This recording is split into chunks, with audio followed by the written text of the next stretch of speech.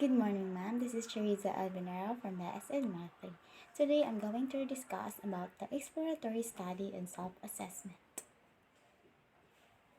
The research data, including both quantitative and qualitative, were collected in a variety of ways, including pre- and post-questionnaire surveys, school-based examinations, pre- and post-self-assessment tests, self-assessment, intervention tasks, classroom observation, and interviews with participating students and the teachers.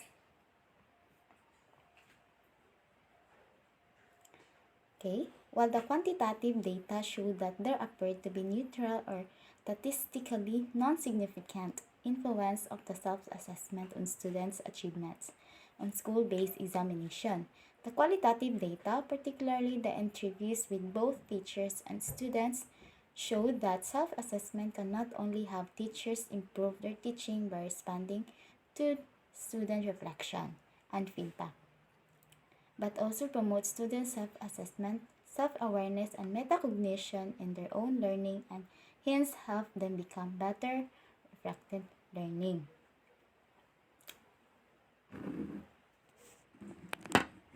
Okay, now let's define about quantitative data and qualitative data. Quantitative data refers to information that is expressed in numerical terms and can be measured and counted.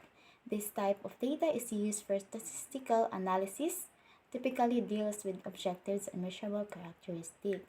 So, ang quantitative data is more on, can be expressed in numerical terms, and can be measured and counted. Maihap siya.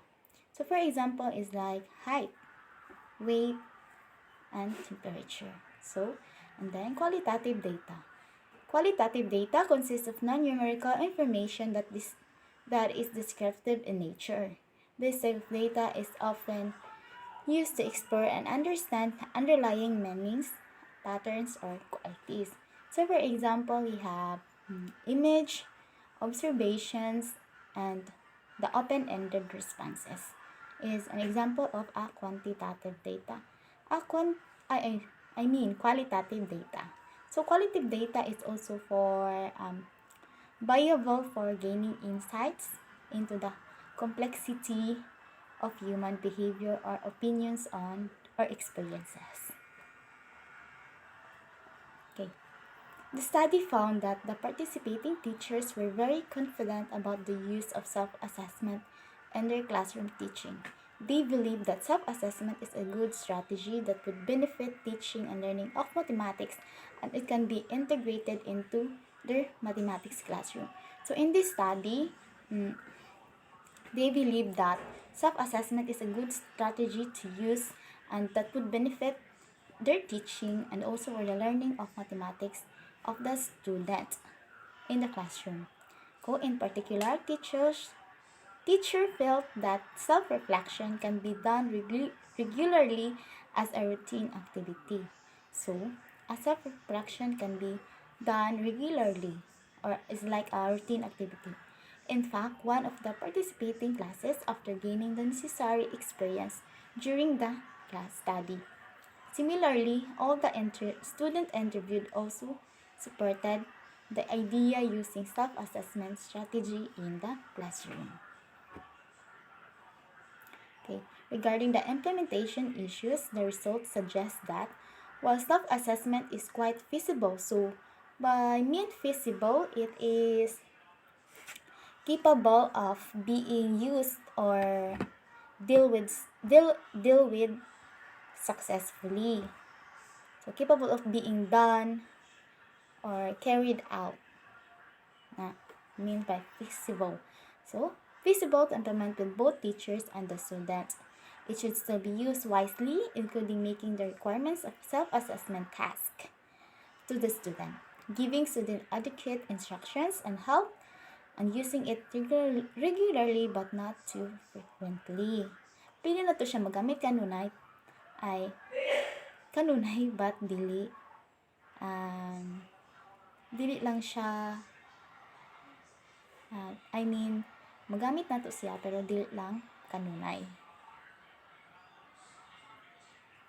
So, from the exploratory study, the researchers can conclude that effectively implementing self-assessment strategies in the mathematics classroom and can not only help teachers understand better student learning and their own teaching. So, and hence improve teacher teaching and student learning. So, ang kaning study is kanang nag dili ra pud ni para sa for the teacher's own good but also for the both teachers and the student learning. Okay. The overall findings from all the four schools implementing self-assessment were quite consistent, particularly in student and the teachers. Naa jud ni siya nga kanang study sa in both the area of students and the teachers. Views and reactions about self-assessment. So, as shown in the qualitative data collected, based on the findings of the study, the researchers argue that student self-assessment can and should be done as an integral or routine activity in the teaching and learning of mathematics. So, by the use of the qualitative data, they have been find that the student's self-assessment can and should be done as the integral or routine activity in the teaching and learning mathematics. So, to close this chapter, it is pointed out that teachers must create a positive and encouraging learning environment in order to effectively implement self-assessment in mathematics teaching and learning. So, in this study, the teacher must be create uh, a positive environment and encouraging learning environment so that it effectively implement to the student views in their learning and through the teaching mathematics. So, this will encourage students to tell the truth about their learning in mathematics. Obviously, this kind of a learning environment is vital for teachers to understand student learning difficulties, frustration, and needs for help through the use of self-assessment. So, by the use of self-assessment, teacher must will find out about the student difficulties, the student frustration, what would be the teachers do to more help the students. That's all for my report. Thank you.